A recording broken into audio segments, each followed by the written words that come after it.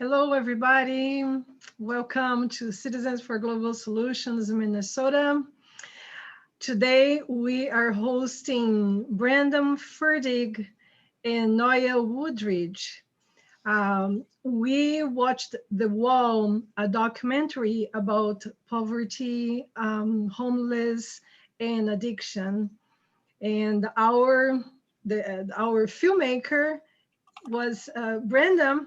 So we're glad that we are able to talk to the producer and filmmaker. Brandon also is the president of the Periphery Foundation. And Noya Woodrich, also our guest speaker, she's the deputy commissioner of the Minneapolis Health Department.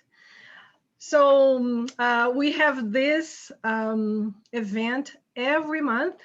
Every month, we, with the CGS, publish the name of a movie based in a true story or a documentary.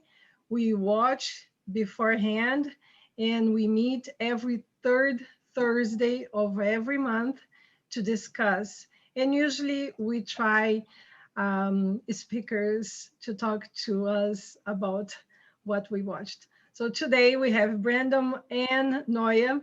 And with that, Brandon, you have the floor. Well, first, it's a pleasure to be here. Thank you, Katya. Katya and I met at a cable access channel in Minneapolis like 12 years ago or something. Speaking of contacts you make years in the past and have them, build over the years. And we've come to find common interests and this being the fruit of that tonight here. Yeah, so I went into I guess documentary filmmaking first as a more of a storyteller, more of an interviewer, more of a journalist than a quote unquote filmmaker, and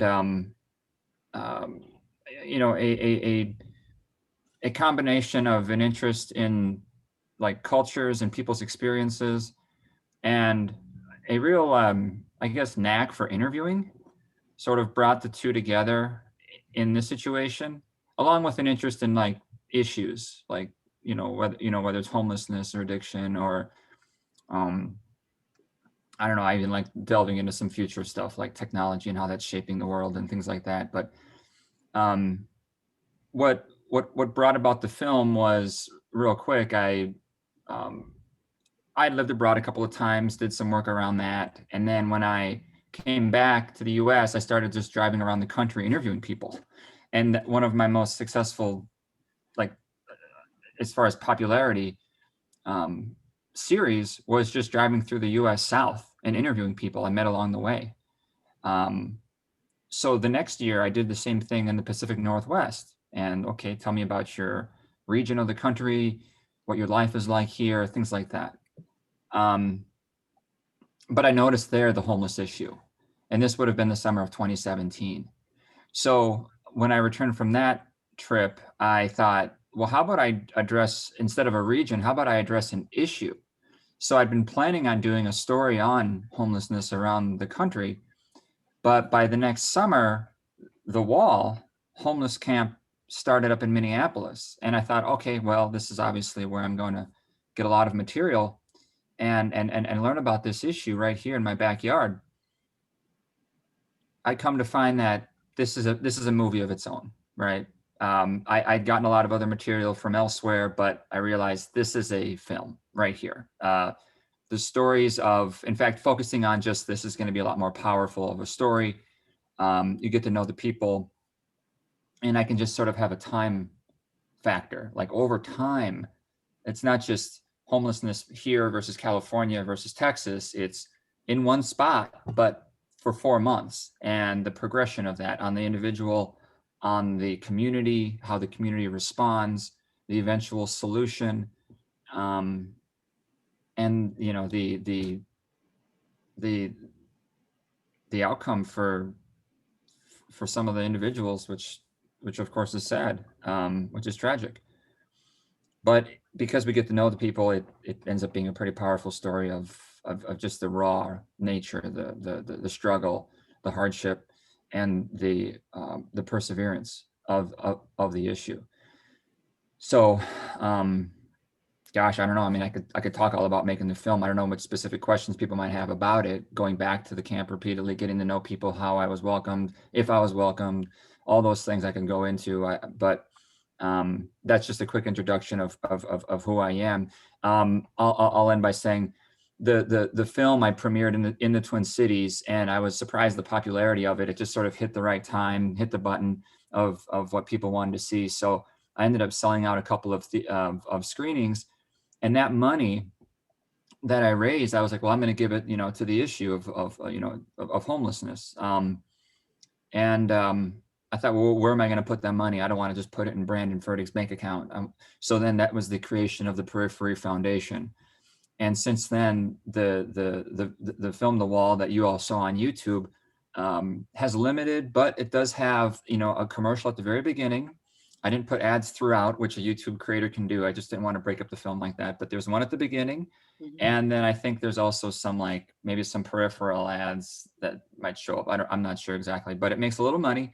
And the money that comes in each month from that film goes to the foundation and then goes to the cause, right? Like in some way, shape, or form. There are some direct beneficiaries from the camp, right? And there's that opportunity for people who are in the film to receive financial benefit, like if they need help. And that is the case with one family that was related to the story. But yeah, that's maybe getting a little more detail too. The overall point is that that's how the foundation started, and that's how it continues to receive some funding between that and now other stories that I've done since then. The film being finished in 2019, released on YouTube in 2020. So yeah, I think that's a good place to start. Great. Thank you, Brandon. I loved your documentary. It was not a surprise because I know your work, but I'm glad that I had the opportunity that we talked that other day, and I had the opportunity to watch that I really liked. I have many questions, but I will invite Noya to speak with us a little, and then after her, we can open for questions and more informal and have a conversation about it. With that, Noya, it's a pleasure to have you here. Thank you so much for agreeing to talk to us. Yes, of course. Hello, everyone. Katya introduced me and my title and the work that where I work now.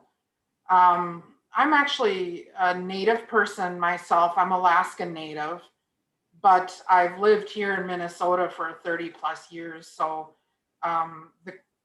in many ways, that community featured in the documentary is my community.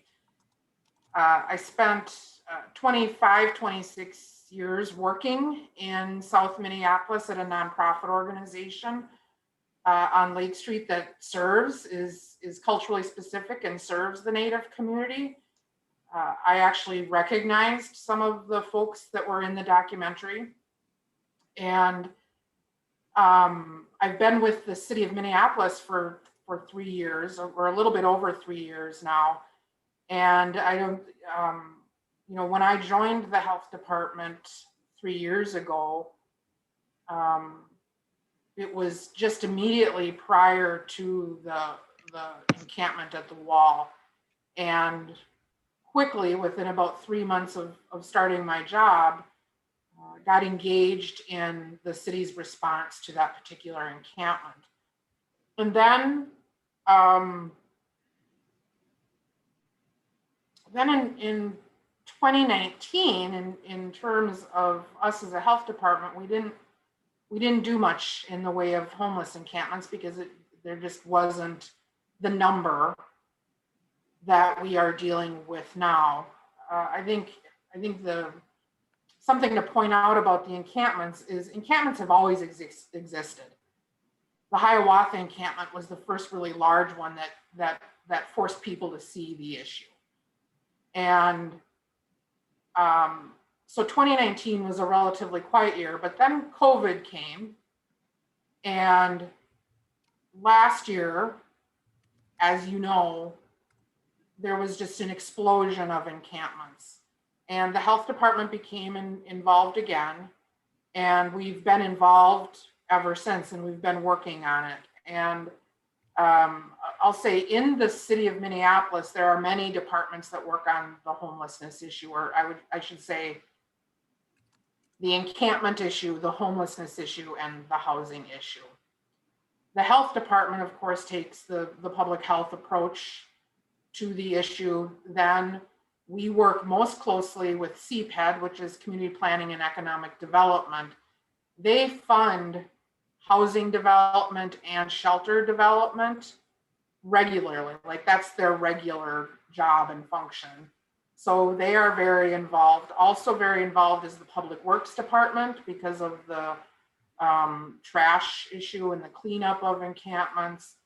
Then the mayor's office has a policy person that is focused on this particular issue. Then we also, in smaller ways, work with the fire department because of the fire safety issues that you saw in the documentary. And we also work with the police department on the issue. So there's a lot of people in the city that work on this because of the amount of the work over the last 18 months.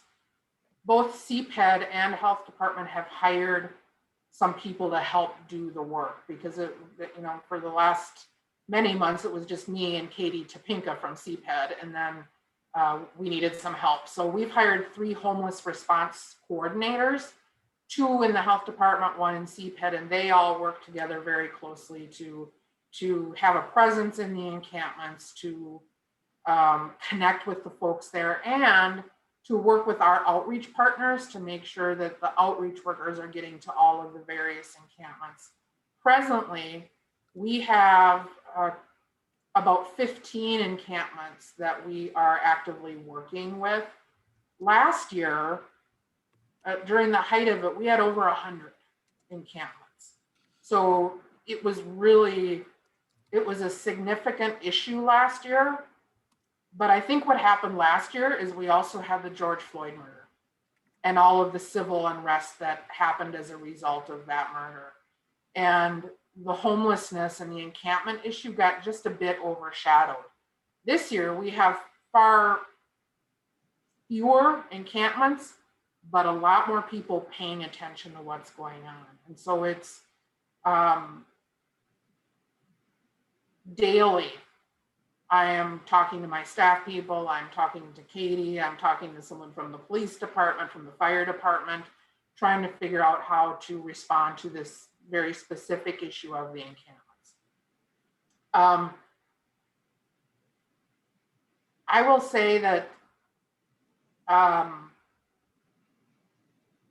this documentary, I was telling Katya this before many of you got on the phone. I both watched this documentary and had an hour-long conversation this morning about Native kids in the foster care system. And after those 2 hours that were back to back, it was rough. I needed to take my lunch break today because it was 2 hours talking about and watching things that really impact my community and not in good ways. And I'll end by saying this. This is a complex issue, as you saw from the documentary. We're not just talking about people not having a place to live. We're not just talking about people having substance abuse issues. We're not just talking about people being trafficked. We're not just talking about the health issues related to encampments. We are talking about all of it. And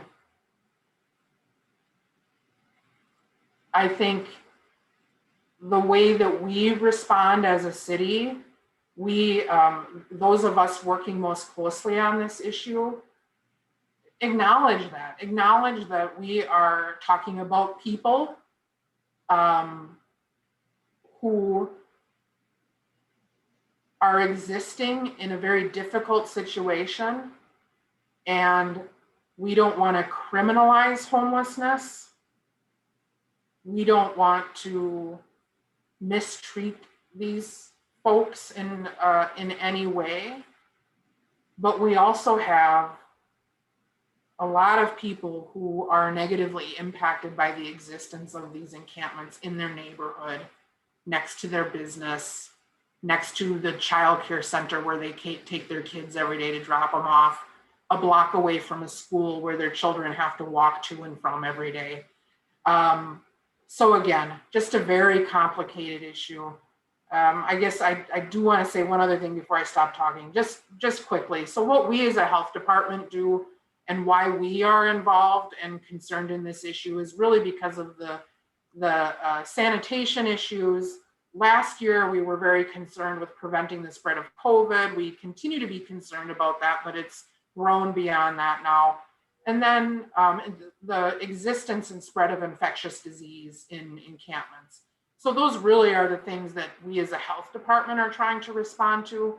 We have responsibility for placing the porta potties and the hand washing stations at all of these encampments. We also take responsibility in those encampments where it makes sense to place a used syringe box so that people can put their used syringes in a box instead of allowing them to lay around. We have, over the course of the last year, handed out bottle upon bottle upon bottle of drinking water. We have distributed hygiene kits. So we would make hygiene kits that had a mask in it, PPE, other PPE, shampoo, a washcloth, soap, a disposable razor, just a little hygiene kit of items that folks could have to use to help take care of themselves. Last winter, we distributed winter boots and gloves and hand warmers to folks that were remaining outside over the winter months. And then we work closely with our community partners to make sure that naloxone, or Narcan as it's more commonly called, is distributed to folks that want it. We work with other partners to make sure that there are syringe exchange services made available at these encampments. We distribute smaller individual sized syringe containers so that people can dispose of their used syringes. We work with 2 other partners who do outreach to these encampments specifically around HIV. Something overshadowed a bit by COVID right now is the fact that in Minneapolis and Hennepin County, we are experiencing an HIV outbreak. And the HIV outbreak is directly tied to these encampments. And so we have outreach workers going out to share information about HIV, promote testing of HIV, and promote treatment of HIV. And we also equip our outreach workers, or our homeless response coordinators, carry COVID tests with them. If they run across anyone who wants to do a COVID test, they carry condoms and other protective items for the sexual activity, a lot of which is forced. Trafficking and prostitution is rampant in these encampments. And what else? I think that's the bulk of it, but I'll stop talking there, and Katya, you can open up the discussion. Wonderful. Thank you, Noya, so very much. Thank you, Brandon. With that, I think we could open for questions. And if we have questions, I will take you as in the order you raise your hand. Jake. I don't really know where where to begin. I have the first. It was a very moving film. I really appreciate the film. Very impactful. But for starters, my first real contact with the homeless issue was with my brother-in-law, who was down in his luck and was mentally ill and fantasized continuously about being homeless, that it was a sort of a freedom. He had a house that he finally lost to gambling. He never did go homeless. He ended up hospitalized, but he wanted to be homeless. He wanted to go to California. He thought it would be a great place to be homeless. And the whole issue, it seemed to me, was freedom. And I sort of heard that kind of thing come across in the film in indirect ways, but sometimes direct. People wanted to have some control over their own life.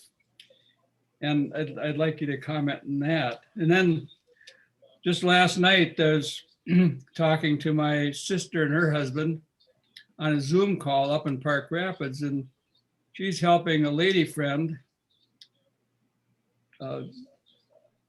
consolidate down to nothing and become a nomad. She's getting rid of everything in her house, and then she's going to take a van and she's going to go here and there. So we were talking about Nomadland, the movie, and it's sort of another fantasy about freedom.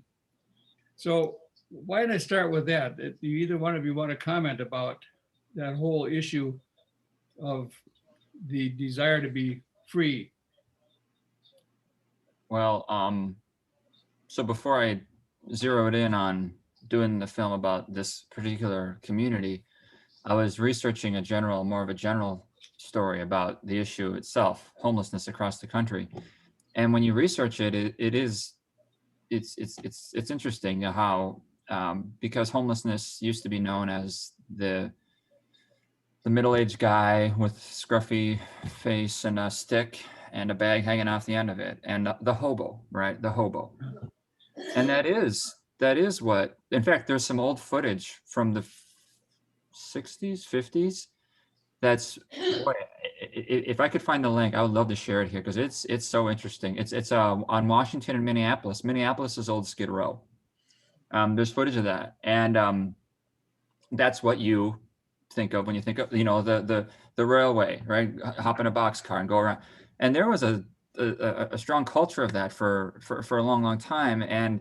But that's very different than the homelessness we know now. In fact, people who study it refer to them as like stage 2, or I forget, like version 1 and 2 of homelessness. There's like different classifications of it. And it sounds like what you're getting at is sort of that old, almost romanticized look at just walking along the railroad tracks and being free and going where life takes you and just hopping in the car and seeing the country. And I don't know, there's almost like a John Steinbeck-ish, romantic take on that. And there was bits of that in the film. Certainly were. People preferred it there than, say, in a shelter, right? I heard that quite a bit. Because they have the autonomy. They're not forced to sleep right next to somebody, that kind of, even though they're, next to people, they have their own tent and so forth. But overall, the issue of homelessness now isn't typically one of that kind of brand of quote unquote homelessness was even though it is still around. It's not predominant, I don't think. I think what's predominant is families, women and children and people, across all kinds of demographic spectrum, perhaps like people with mental illness like your brother. And it's more of an underclass than it is a choice. It's people who, it seems to be a growing number of, I think the have and the have-nots in the country is splitting, and the people who can't quite make it up to that level, many of them, I think, do decide to like throw in the towel and say, you know what, I'm just going to live like this, because it's just minimum wage is just not cutting it. It's hard if you don't know how to use a computer, if you don't know, the technological factor makes it the floor is rising right now. And if you want to have a life where you can make it in America and pay your bills, you have to have a certain level of, at least, of income, obviously, but probably education, skills. And if you don't meet that, it's hard. And I think there's a growing number of people in that, maybe you'd call it an underclass. And I think that's what's driving the veterans, people coming out of prison, broken homes and communities, the foster care system. I think that's the main driver of it now. And I think the freedom aspect that you mentioned was maybe more of a factor in generations past, though it still is one today. If Noya wants to add to that, perhaps. Yeah, I think there is some of that. I mean, for this particular encampment, and there were a few last year, and there are a couple this year that are made up predominantly of Native people. And I guess I can't, the orientation to community in the Native culture is so significant. And what I would hear repeatedly when I was going out to that encampment is, these are my people. This is my community. I am safe here. And despite all the noise of the drug use and the trafficking and the violence, there was very much this grounding in the fact that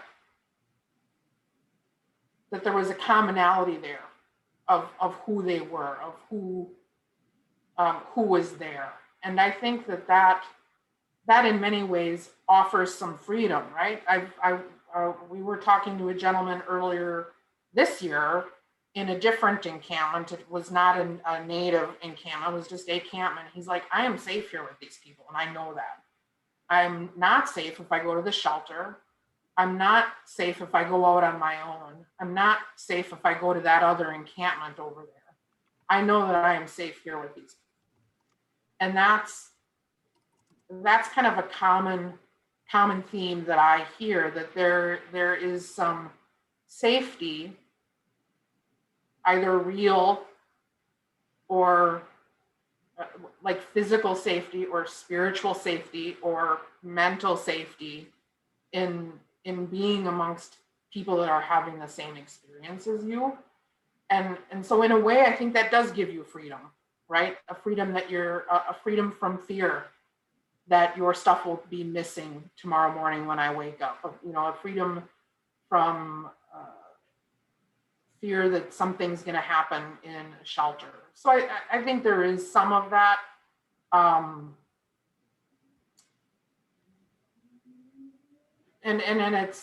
it's not really.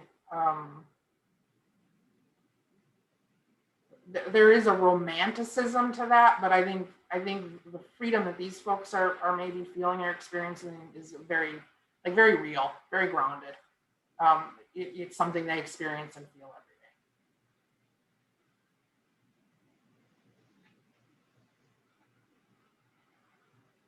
That community aspect.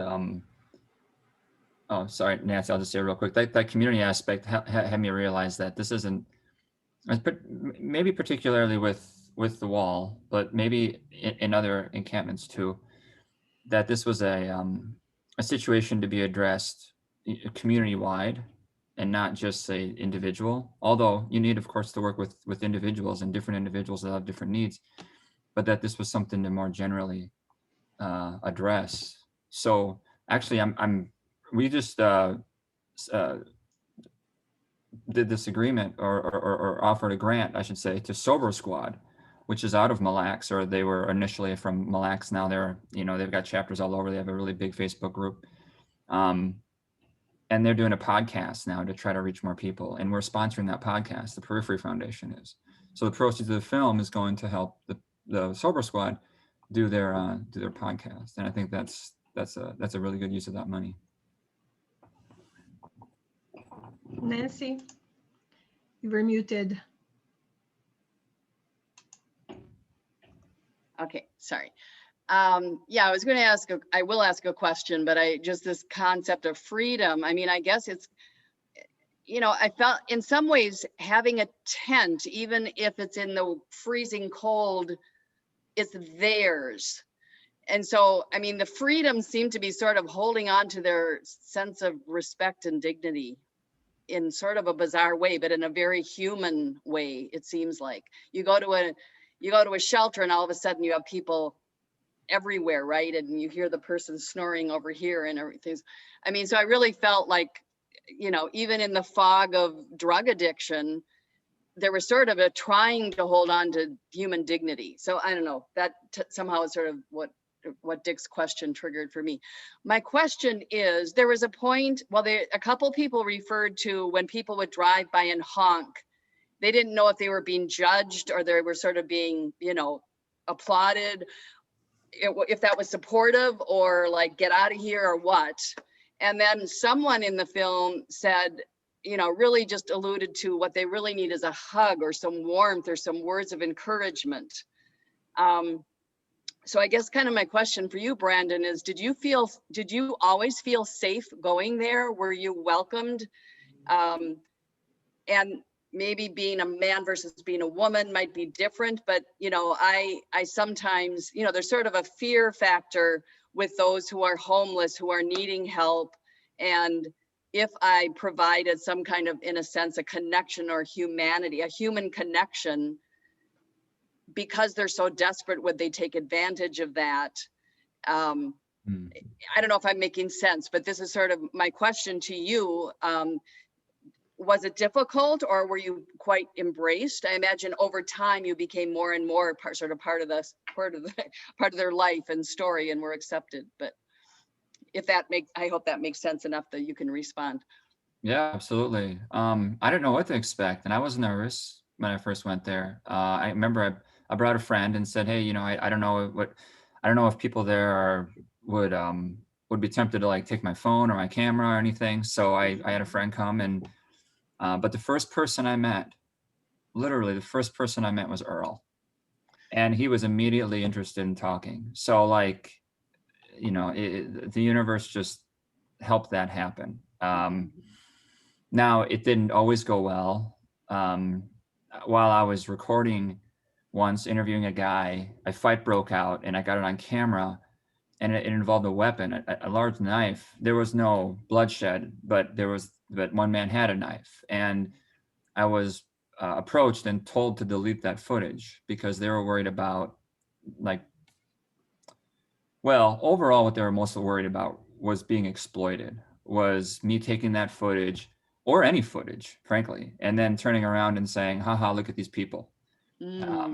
So the fight was just sort of maybe the biggest example of that concern.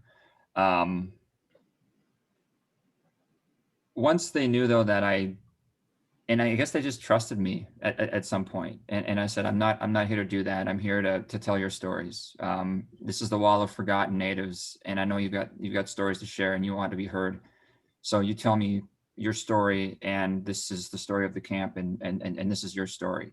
And at some point, I did delete that footage, and that helped, them, know that I was there to help the camp. I was there to tell their stories. And this is a controversial organization who kind of had the run at the camp, Natives Against Heroin. They were tough. They rubbed people the wrong way. And according to some accusations, they did some bad things too. I don't know. I didn't see that bad stuff. But they did have the control of that camp, distributing donations, kicking out drug dealers, supposedly, offering some protection. I don't know. But once they were okay with me, then they introduced me to people. And with that vouch, then it was a lot easier. So that was really the turning point, was when they decided, okay, we can trust this guy. I mean, you talk about being a man versus a woman. I knew some women that went in there and got stories too from the media, NPR. I don't know where exactly they were all from. But being a white guy too was part of the issue. And, you know, people mention that, but I guess once they realized I was there to tell their story and that's it, it was okay.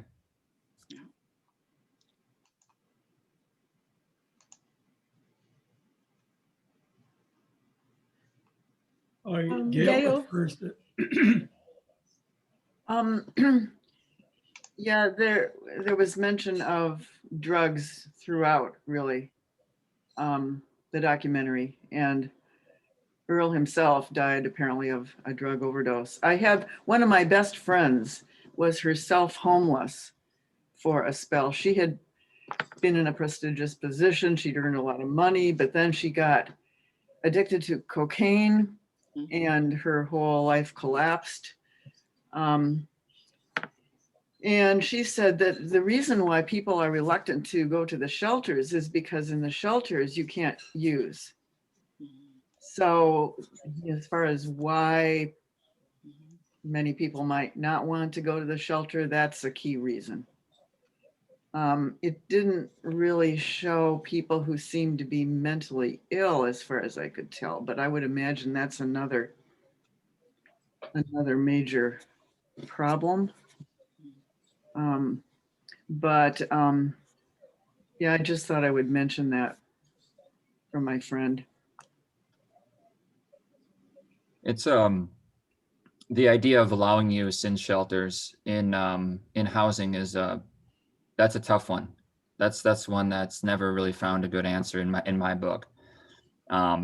If you remember at the end of the film, the mayor says on the news, no, there will not be drug use at the camp.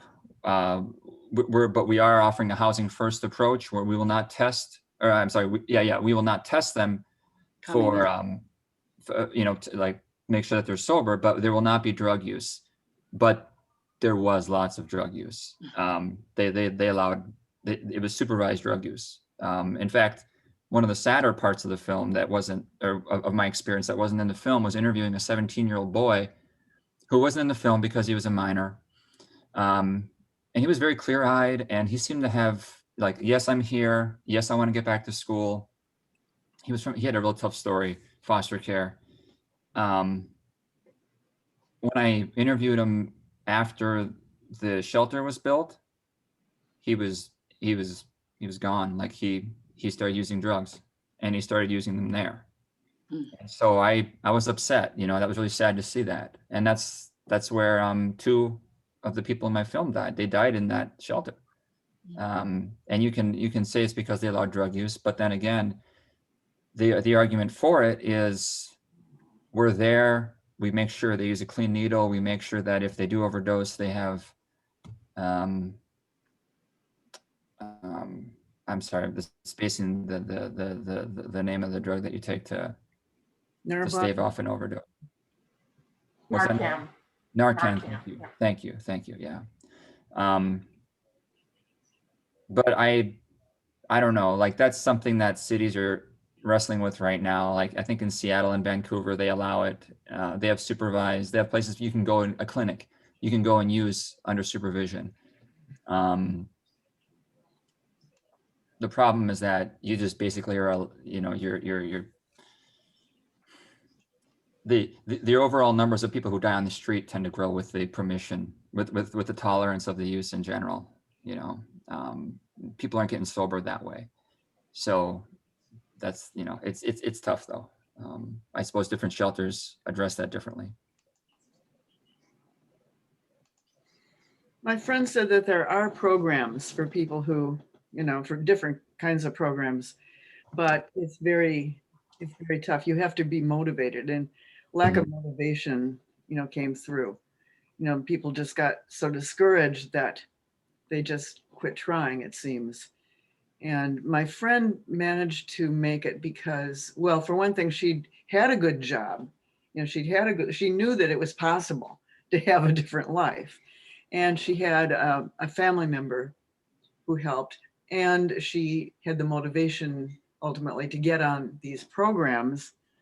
So she was able to make it. She said that she thought maybe 10%, you know, are able to get out somehow, but it's very tough. I think you just said something very key there, Gail. your friend knew there was a better life for her. Yeah. These folks don't know that. Mm-hmm. I mean, the one that, I mean, a lot about it struck me, but the one that struck me is that he was a younger guy, and I think he only shows up in the video maybe once or twice. But he mentions that he grew up in foster care.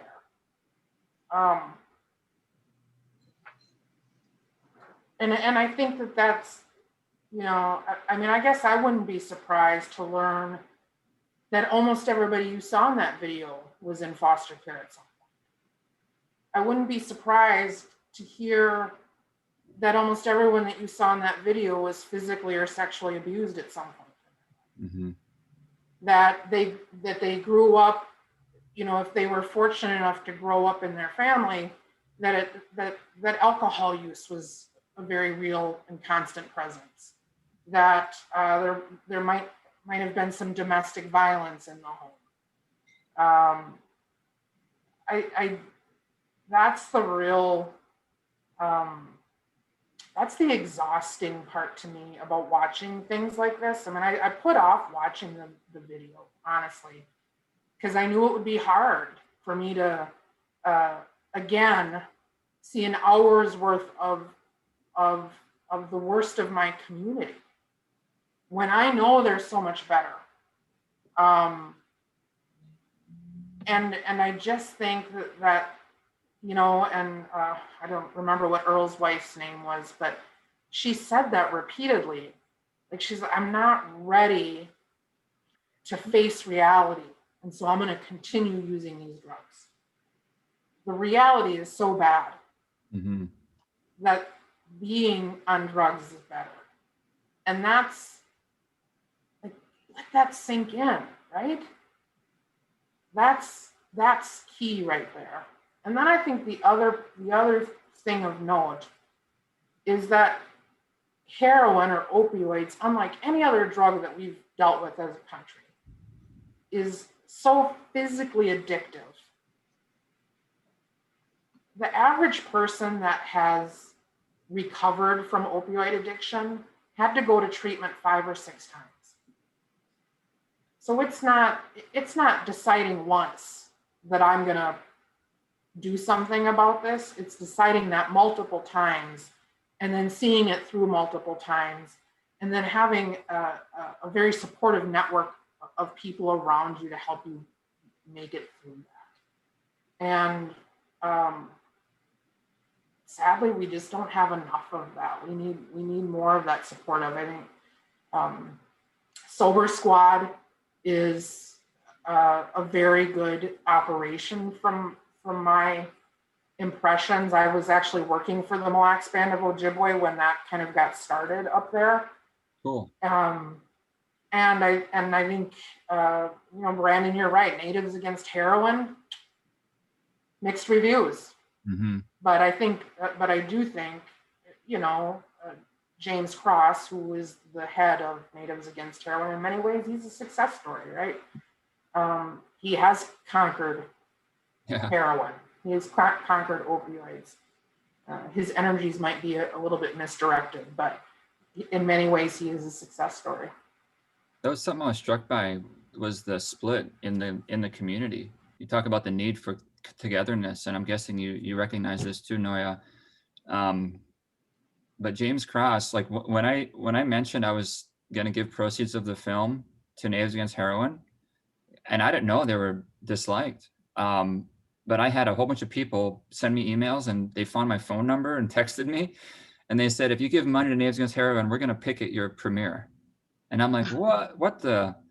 And so I had to back off. I had to back off of that. And I talked to James. I go, James, what's going on? And he's like, it's not true. It's not true what they're saying. But, you know, I never really found out the bottom line. How could I really? But what struck me was just the polarization. At the same time, James will go on Facebook and he'll have like 200 likes on a post. Like, he's very popular too. He's loved and he's hated. And there's this real split. And I noticed that. And yeah, I don't know. That was just a kind of surprising and disheartening observation was the infighting in the community too. And but you know, I don't know. That was just an observation I made that surprised me. I'm glad you got to know Sober Squad and that you like that you like their work. That's cool. Let's take another question, Mariola. Thank you. I just wanted to say that I was grateful to watch this movie because of somebody born in Poland. I am not really privy to drug abuse that much, at least not when I was living there. So it was eye-opener for me, but a few questions that came to my mind when I finished watching. One is, I was actually excited, Brandon, when you were featuring Earl. I was like pulling for him, and I was hoping that he was going to make it. But I saw that at the beginning, he seemed to be very committed to that and agreed to do this. The more drugs he took, the less attached to this idea he was.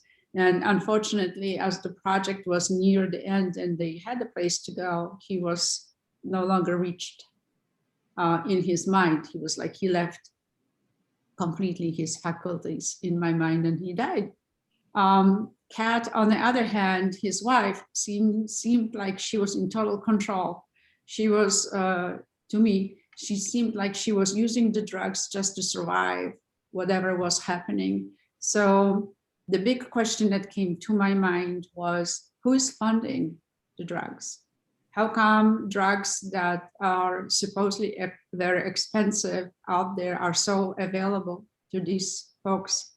And my second question was, it seems like the larger the size of the encampment was, the more sense of community was happening within the group, kind of a social get together. This is my home, because these people didn't know any better. It seems like that's what Noya just mentioned.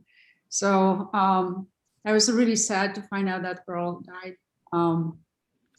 And I hope that these kinds of things are less and less in this world. That's all I can say. Mm.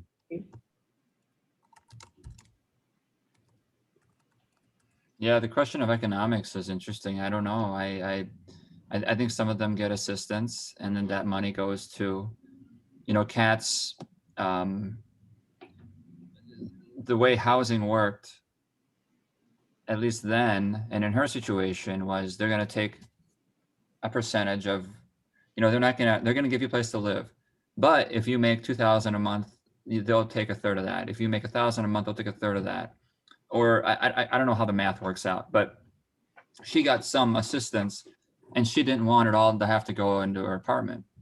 So she would rather be homeless and have the cash than have a place and have less or no cash. So I think that's where you get it. Earl would have things like an Xbox or something like that, right? I think there's hustling, maybe stolen goods or something. I don't know. Perhaps Noya can speak to that more than I can. But yeah, that's a good question. Yeah, I think that's kind of the other side of encampments, that unless you live or work nearby them, you maybe don't see that. Like, you're not gonna maybe see it as much during the daytime. But they attract criminal behavior. Mm-hmm. Last summer, when there was the big encampment at Powderhorn Park, and we would go over there to check on the porta potties or drop off supplies or something like that. There was on one side, there was an RV parked, and that RV was there for the purpose of selling sex.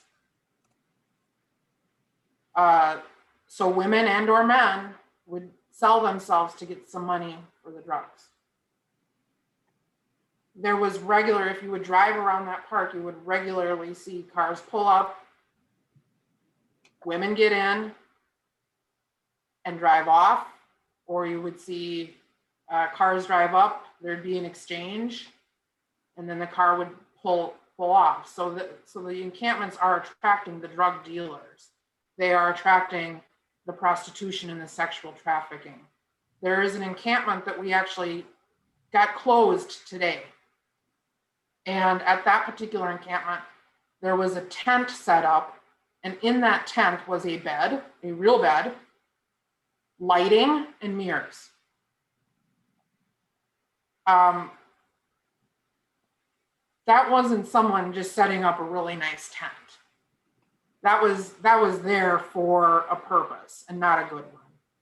And so when we talk about how do they get the money to buy their drugs, they're selling themselves, and or they're participating in some other kind of criminal behavior. There's another encampment that we closed earlier this week, that every apartment building, every house around the encampment had been broken into, every vehicle had been broken into. They were just going, you know, I don't know this from firsthand experience, but I have heard many stories that the physical pain of coming down off of an opioid high is such that you will do just about anything in order to get your next dose so you can feel better.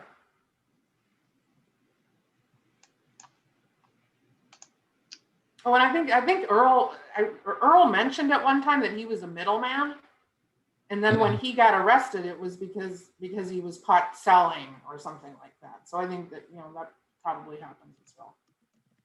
That's right. I thought it was interesting that he went to jail, but then was out the next day, even though it seemed like he was caught red-handed. And I asked my friend about that, and she said, oh, well, yeah, they put a warrant out then for you, and after so many warrants or something like that, then they can prosecute you. Or I don't quite understand that, but it would seem to, well, it doesn't discourage drug use if people who sell the drugs are just, you know, just let out immediately. Dick has a question, then after Bharat, and then Fred. Dick, please. Yeah, real quickly, we all sit here out in the periphery somewhere. We don't have to go by the camp every day or visit people there.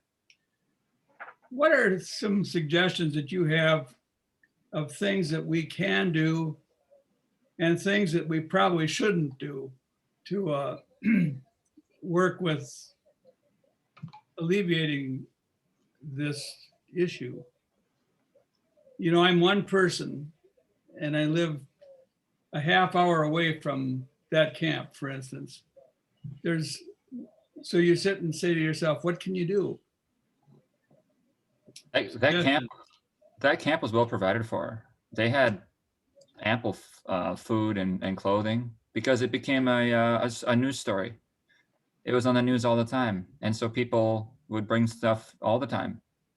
And they had a table of clothes, and people would leave clothes that they're like, nah, I don't need that, you know, because they had enough. And it's not that they had a lot of stuff. I'm not saying that they were,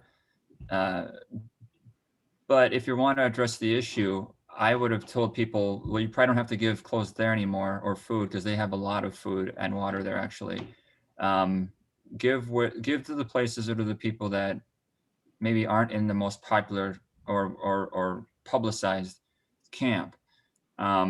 I see that in charity. There gets to be like a cause du jour, a story, a viral thing, and people want to be part of it. Like we all want to be part of something, right?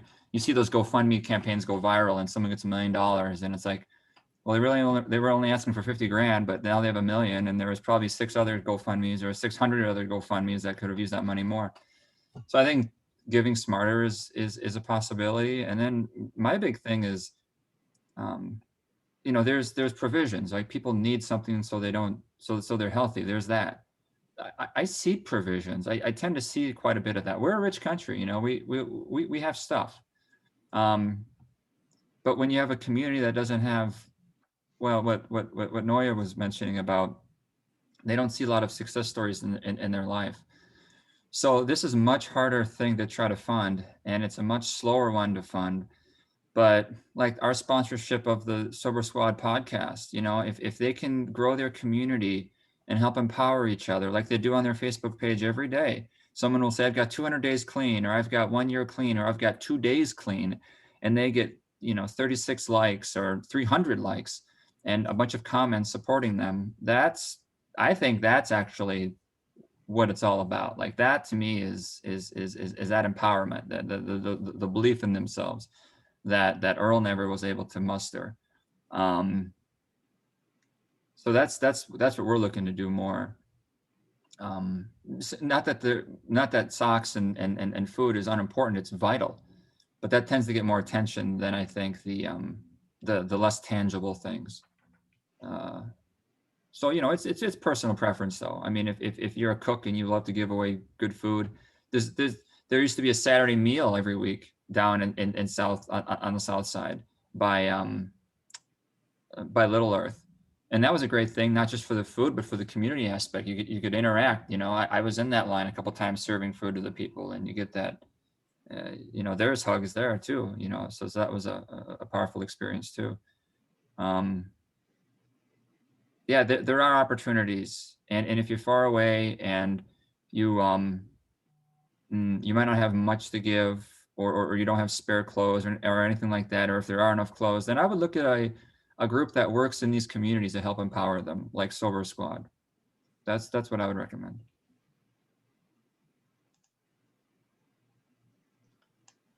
Since There were, sorry. okay, I'm sorry, just quickly, there were people dropping donations off at that encampment that the city public works department would need to come through in clear ways. So people were taking advantage of this opportunity to get rid of the old couch, the old mattress that a Goodwill isn't gonna take. And you have to pay to get rid of otherwise. So daily, Public Works would need to go in and clean out all of these donations that people were dropping off. So I think I would echo Brandon and say, you know, find an organization, do a little research. There's a ton of them out there that are doing really good work, that are trying to connect folks to services that are there to support and be the person that offers a hug and a well wish. And I think find those types of organizations and support them in the work that they're doing. That's a good idea. Bharat. Yeah, say, Brandon, thank you very much. Your film was very moving. I'm not too far from that area, although I'm in St. Paul's side. But, you know, sometimes driving, you see these tents and things and know about them, but have no sense of what world they're in. And your film kind of illuminates their world. And so thank you for that. The question I have is, have you thought about following?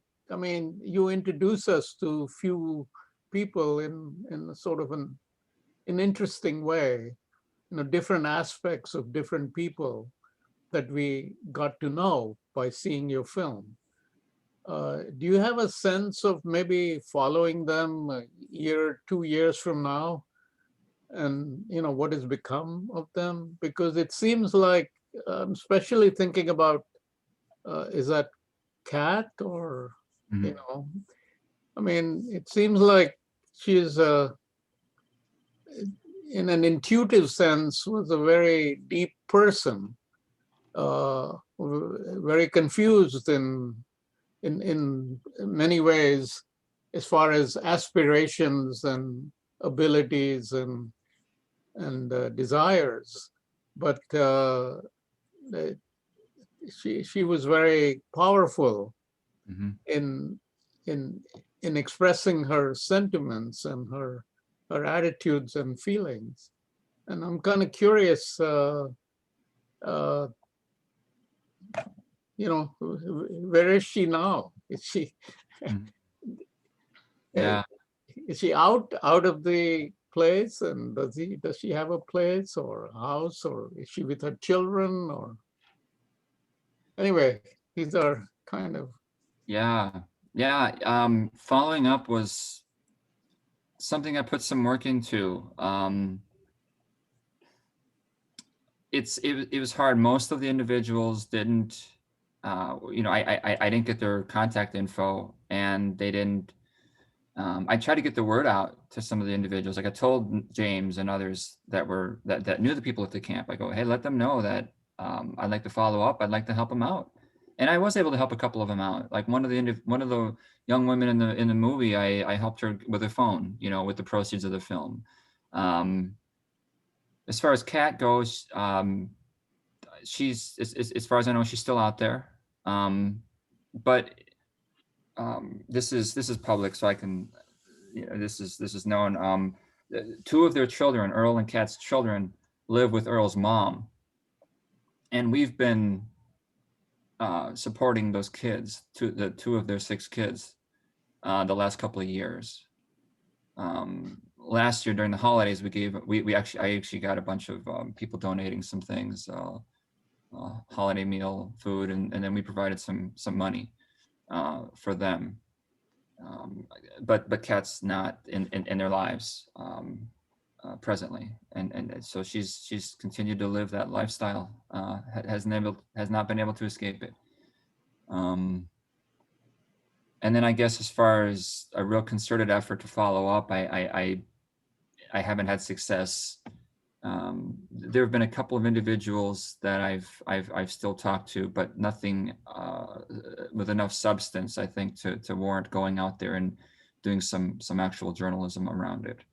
If Kat would want to share her reunification with her family, or I don't know, something like that, I'd be more than happy to share that story. I'd do it tomorrow, but that's just not in the cards presently. So yeah, but Kat gets asked about quite a bit in the YouTube comments on the video. Where is she now? And but yeah, she's still out there as far as I know. Thank you, Bharat. Fred.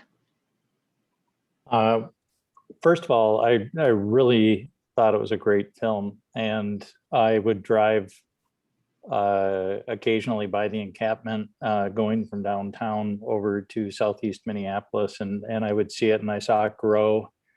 And so for me, it filled in a lot of blanks about how it became what it was. And I just found the film very well done, very interesting.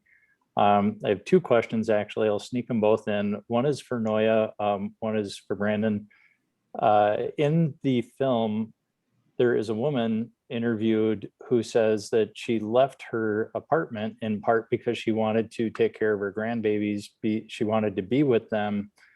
And I do understand that from a government perspective, there are housing issues with multiple families. I mean, there's a city ordinance for multiple families living in an apartment, but not necessarily for a generational thing like that. So I wondered if that could be explained a little bit, and maybe Brandon has more information on that too. But just that idea that if someone going to that someone's leaving an apartment that they seem to be able to afford, and then going to, because it's subsidized, it's maybe Section 8 or something, but then going to an encampment in order to take care of grandkids or others in the family, or be with other parts of their family, which I understand is also culturally, or part of the culture in Native American culture, that you will get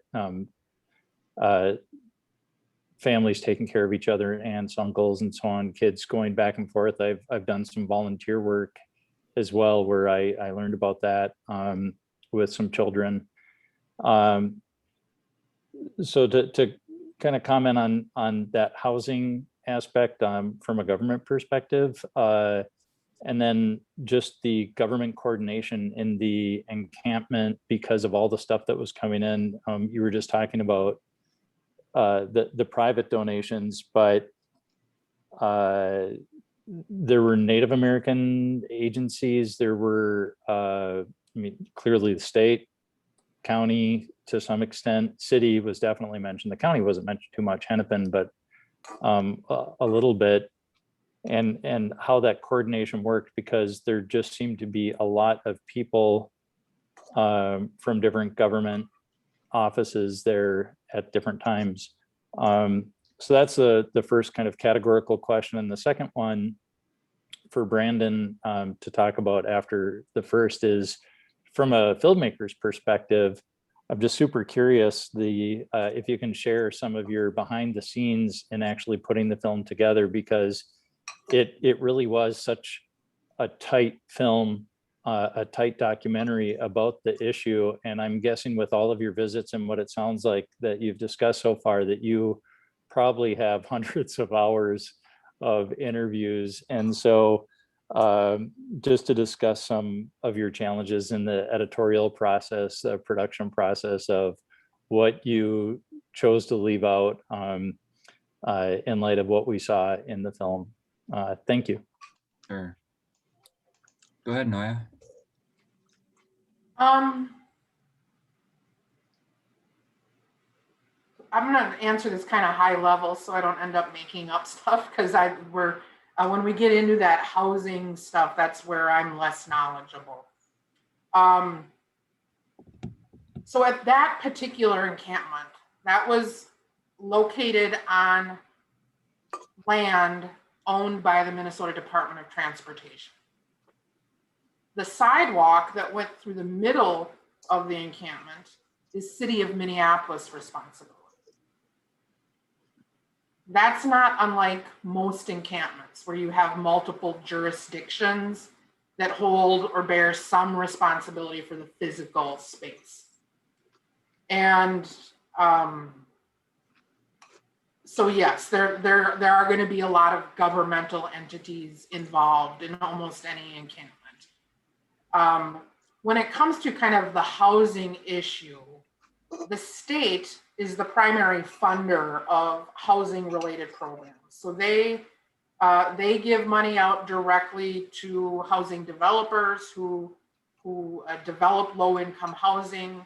I'm going to try to think of a few organizations. AON, Common Bond, Beacon are all some of the housing developers around the Twin Cities. Then the state also and the feds provide funding to the county and the city. And the county and the city also give money to projects, housing development projects. The city also gives some money to shelter development. So that's kind of how the funding of housing and shelter happens.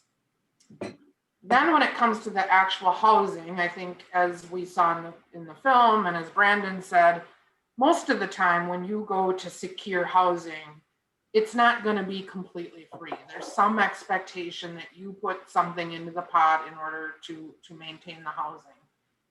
Kind of the industry norm is that 30%. Like whatever income you have, if it's $100 or $1,000, a third of that's coming off to help cover the cost of the housing. And so that puts people in a tough spot. I think what Kat alluded to, she's like, that leaves me $96 a month. How do I take $96 a month and take care of 6 kids? You don't. Now, here's where I'm gonna stop talking soon because I don't know. I don't know enough about city ordinance and what it governs in terms of how many people living in a place. But I heard repeatedly stories coming from that encampment of people that had housing, gave it up to come to be at that encampment. How much of that was true, I don't know. I continue to hear that from other people at encampments that we're dealing with now.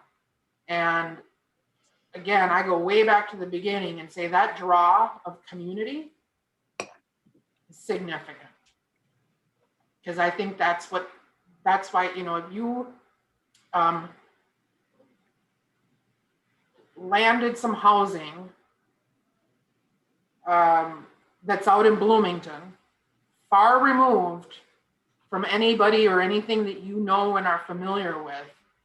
And then you see this and hear about this thing happening down in Minneapolis, right next door to where you grew up. Yeah, you're more likely to give up the place in Bloomington and come back and be in community, in a space. So, you know, it's a complicated issue, but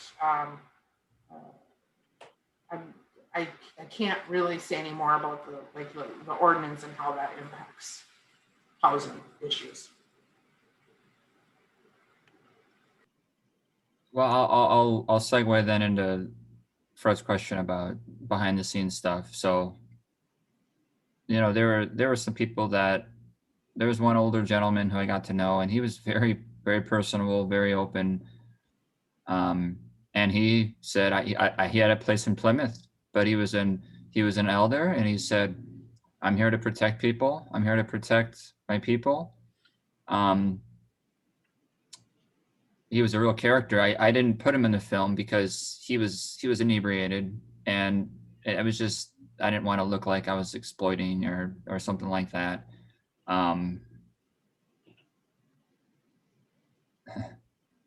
But he added a real, he really lightened things up. He'd start singing like CCR from that he remembered from when he was in Vietnam. There was some really interesting elements to that I just didn't put in there. Another thing that I took out of the film that was in the first edition, and then I got told I should probably take it out because I just opened up a whole can of worms, and they were right to point it out. So I premiered the film in May of 2019, and it was more of a rough cut. It just, there was some audio issues yet. There was too much wind noise. I needed some work yet on that. And then there would end up being some edits out of the film, and the following was the biggest example of that. But there was and why I had it in there was because it came up repeatedly. But there was there were hard feelings from the people at the camp toward other communities, and specifically the Somali community, because there was a belief in the camp that we've been here for history, and the Somalians come here in the 90s, and they literally did live in those tall buildings right behind the wall. So they saw it as a real slap in the face. Like, they come here, they get all this money, they get this free housing. We've been here forever, and we're here out here in tents. So because it was brought up a lot, I put it in the first draft, but then I was told, you know, the Somalians don't get the money that you think they do. And I would research it, and I realized, oh yeah, they get like, you know, I don't know what it was, like $1,200 or $1,400 when they get here. And other than that, it's just, from what I know, I didn't research it thoroughly, but from what I know, they get that money up front, and then they get services that I could get if I was, you know, in need. So the idea of them getting like free homes and things like that seemed an exaggeration. And because it opened up a can of worms, I ended up just taking out that whole concern.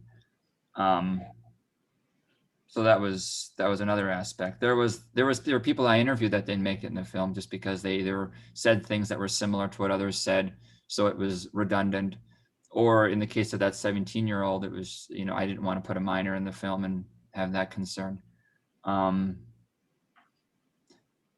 One that I kind of wish was still in there. There was one interview with Earl at the very end, actually, even after the last time he was interviewed, but it just didn't fit with the story, and it would have been weird to put.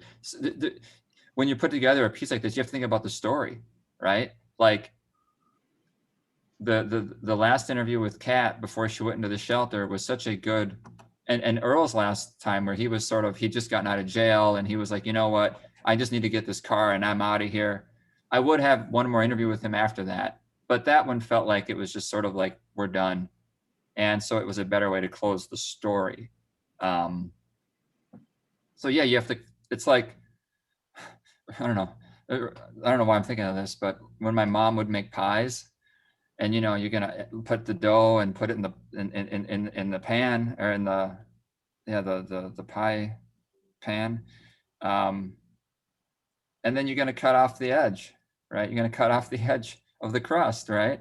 You're gonna have a little bit of extra crust, and so I had to cut off the edge of the crust, you know. of this to make it a more tight film. And I was blessed in that I had a cousin who co-edited it with me, and she gave it a lot of her time. And then she happened to know a guy who volunteered the composition. So all the music you hear, not the Chopin and the Bach, like that is, obviously not his, but besides the classical, the music you hear when I'm interviewing people, that was donated by a composer. So I was very fortunate with that. And then I was fortunate with the feedback I got during the first screenings. There was the 3 screenings right away, May, June, and then one in later June, and they each got progressively better. And then actually Earl died 6 months later, and I changed the ending to include that. So the film wasn't completely done until January of 2020. And I was doing screenings. I did one at Mille Lacs. I did one down in Lower Sioux. Is that a small reservation where Grand Junction Casino is down there? Yeah. And then COVID locked everything down. So I said, oh, well, because I had other screenings lined up, but they were all canceled. So then I just put it on YouTube, and I was mad. I was like, oh, I was going to enter it in film fests, but it turned out YouTube was the best place for it, because now it has it's been seen by way more people on YouTube than it ever would have seen at film fests. Over 700,000 views now, and that's wonderful. I'm very pleased about that. Surprisingly, I didn't anticipate this being so rewarding, but all the people there's a lot of nonsense on YouTube comments. We've all seen that, but there's also people who show a lot of love, and they tell their own recovery story, and they'll say they're struggling. And then below that are people commenting saying, hey, you can do this, So it's become its own little Sober Squad like page. When people use it for good purposes, and when they don't go on there to be cynical and all that. So, but so is the internet. That's the internet today. It's a bag of mixed nuts, but there's a few good ones in there. I don't know. I could talk more, but that's a pretty good little insight there about the film. Thank you. It's amazing to imagine your process, Brandon. We are going to our end, but I'm going to take a little more, because I have a burning question, Noya. So you said at one point we had about 100 camps, and now we have 15. So it's a decent decrease, but it's still, I always think as a human rights advocate that one person homeless, one person in poverty is too much. I wonder if, and I know I'm going to put you in a tough spot because you work for the government, but I do my part and you do yours. So is the government doing enough to end the homelessness and the poverty? Do you think everything that's possible? And I understand some people just chose that they want to be there, but I want to end this romanticized view that some people have.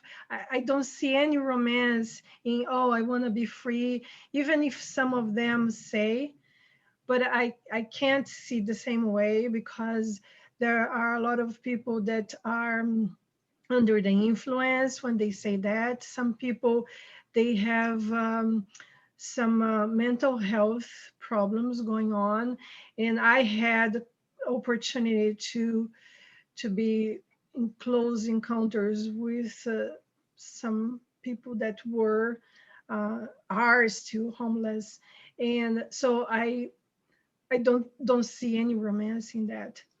So my question to you is, what is not being done that could have been done differently or better to end the situation in our city and have these people everybody else, you know, in a location that's safe enough. And you mentioned that there are some rules, because the government has the contracts with the housing developers, and they take a cut. And I do understand sometimes it's too much. And so if this is too much and it's not working, why did not the government change the terms of this contract? Or is there a way to change? Katya, I actually assumed I would be in the hot seat for the whole time here. So the fact that I haven't been yet has been a real pleasure. Every time I talk about this issue outside of with my coworkers, I'm in a hot seat. So no worries, I'm used to it. I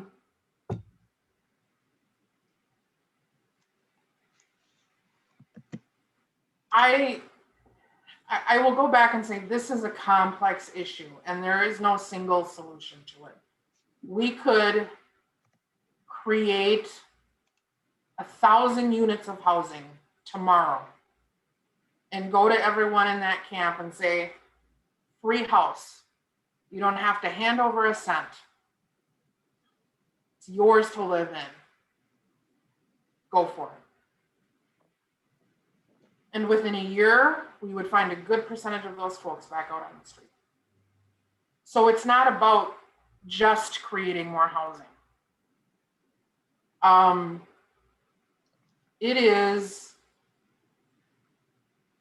I think, here's an opinion answer. It's about creating more housing. It's about creating a wider variety of housing. I mean, there needs to be housing for families, for multi-generational families. There needs to be housing that is low barrier. There needs to be housing that is for low income people. In saying that people have to hand over 1/3 of their income, I absolutely believe that people should pay something for living in a place.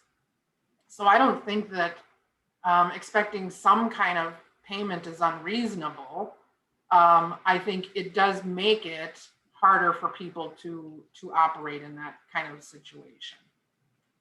I think the easy answer is we should be doing more, but we need more money to do more.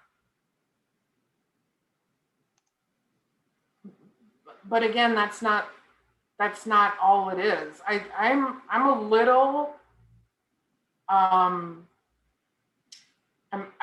given a little hope. So in the video, towards the end, kind of in that last part of the encampment before they moved to the navigation center, someone says, and it might have been you, Brandon, that a service tent got opened. That particular service tent was opened by an organization called the American Indian Community Development Corporation. They are actually a housing development organization. They develop housing of different sorts all over the time. They, along with a couple of us from the city, along with other folks from the Native community, are trying to figure out how we can make a new housing model work. And it's somewhat based on a model from Phoenix, Arizona. And it is this. It is housing for a person who is addicted to opioids and needs to get off the street, all the way to permanent housing and everything in between. So it's getting someone off the streets, getting someone into treatment, getting someone into aftercare, getting someone into sober living, getting someone into transitional living, getting someone into supported living, getting someone into permanent housing. And in order for, I believe, a person to be successful, there needs to be that continuum available to folks. And if American Indian Community Development Corporation and the Native community can pull that off, I think that has some real hope or possibility to work. And if it can work for the Native community, then we can see if it can work for other communities as well.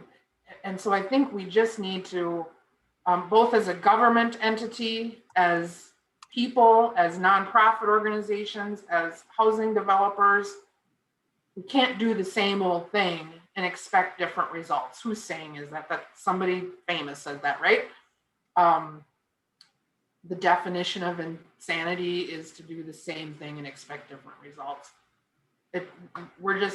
We have to change how we think about these things, and we have to be prepared to do things differently. Now, here's what I'll say, and I say this as a government employee: government moves slowly. And so I think the right people are having the right conversations so that at some point we can see some change in how we do the funding and who we fund to do what, but it's not going to happen overnight. I see the future in non-governmental assistance too. The governments are doing all they can. And I mean, Noya, the more you talk about your job, the more I realize, man, what a tough job. And so, I mean, I don't know, I just want to thank you, right, for your work. And you seem to have a real, like, level-headed view about this too. And maybe that's just from your time there and seeing it all. But man, I'm glad you're in the position you are. Yeah, I feel a little better about the city's actions, knowing that people like you are there, and hope there's others like you in that position, in that agency that you're in. But the cities were overwhelmed, right? Cities were overwhelmed by a sudden rise. You know, again, when I studied this, there wasn't this didn't exist. You talk to an elder in the Native or the Black community, this didn't happen. This wasn't around in the 60s, right? It wasn't like this. I mean, there was all these problems, of course, but there wasn't this like complete disconnected homelessness, like literally sleeping on the street. And at the end of my movie, right, it says from 1991 to 2018, the number of homeless in Minnesota has tripled. Right, that's like 25. So every decade, it's gonna I don't know the math, but whatever, it goes up a lot. And so I don't, and because you know, this is very diverse population, and there's many reasons for it. It's like all these factors have come together: economic, chemical, criminal, military, like all these things have all come together. And so I think to expect cities, and that's the default. We think, oh, the government needs to do it. Government is doing all I think they're doing all they can. So I think it's up to non-governmental, right? I think it's up to, you know, we'll do what we can with the Periphery Foundation. We're tiny, but we'll see where it grows, what it grows into. And a lot of people might not like this answer, or they might love it. I don't know. But do you know who supported St. Joseph's, or no, I'm sorry, St. Stephen's? I think it was either St. Stephen's, or was it, what's the other one in town? A shelter or a provider? Right, St. Stephen's and Simpson's, right? Those are the two shelters in Minneapolis. Jeff Bezos donated $2 million to one of those two. I can't remember which one. Like, this is a country that's splitting apart between haves and have-nots, between left and right politically. And regarding the economic, the haves and have-nots, right?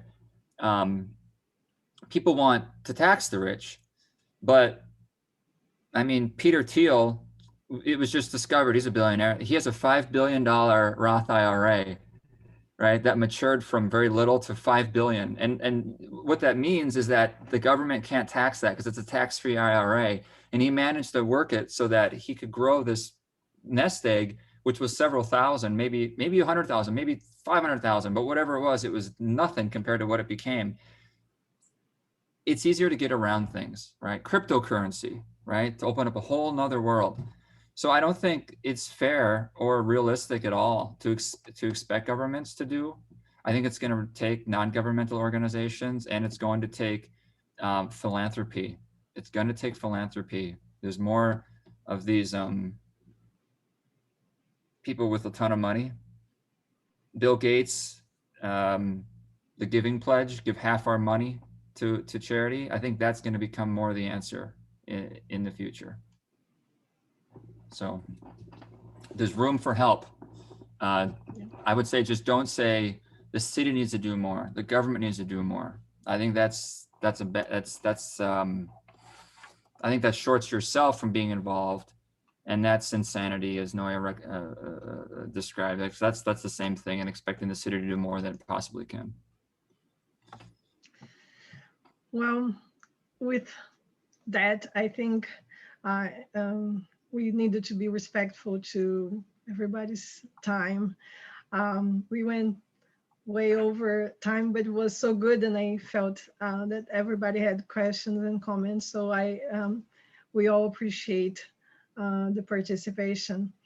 I would like to thank, on behalf of Citizens for Global Solutions Minnesota Board of Directors, everybody that attended tonight, but especially Brandon Ferdig, the filmmaker and producer of The Walls, the documentary that we watched, before, and we are talking about tonight, and Noya Woodrich, the Deputy Commissioner of the Minneapolis Health Department. Thank you both for agreeing to come and talking to us and giving your note and sharing your thoughts. I'm sure everybody learned so much from you. We hope that we can keep in touch and have you guys coming again with updates on your work. We appreciate you so much. As Brandon said, Noya, thank you so much that you are doing what you're doing. And Brandon, thank you so much for you doing what you're doing. You both are so important to our community, and we cheer your work. Thank you, everybody. It was wonderful to have you here. Again, as you know, this is a program that we hold every month, every third Thursday of every month. So most of you are receiving our emails, and if you're not, please go to Global Solutions Minnesota seeing our website, and you see what's the next movie or documentary. With that, thank you so very much, everybody. Have a wonderful week and weekend, and hope to see you very soon again. Thank you, Noya. Thank you, Brandon. My pleasure. Thanks for coming, everyone. Thank you for having me.